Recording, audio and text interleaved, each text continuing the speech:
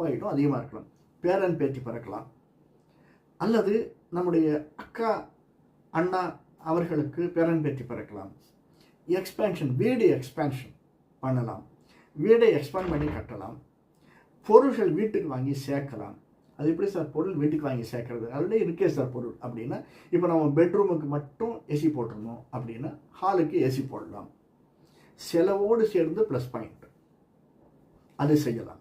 இந்த விருத்தி எக்ஸ்பேன்ஷன் நமக்கு நிறைய இருக்கு. ஒன்று ஒன்றா சொல்லிகிட்டே போகலாம். நிறைய எக்ஸ்பேன்ஷன் எந்தெந்த விதங்களில் எக்ஸ்பேன்ஷன் வரும் அப்படிங்கிறத நான் தனி காணொலி, ஏன்னா இது வேற. இப்போ நம்ம வந்து சாதாரணமாக ஒரு தனுர் ராசிக்கு தான் சொல்கிறோம். இதுவே கிட்டத்தட்ட 25-30 நிமிஷம் ஆகிடுறது. இதை தவிர நம்ம ஒவ்வொரு லக்னத்திற்கும் ஒவ்வொரு ராசியில் இருக்கக்கூடிய மூலம் பூராடம் நட்சத்திரத்துக்கு ஒவ்வொரு காலுக்கும் அந்த அப்படி வரைச்சா நம்ம அதை பார்த்துக்கலாம். அதற்காக நீங்கள் இது வரைக்கும் நம்முடைய சேனலை சப்ஸ்கிரைப் பண்ணி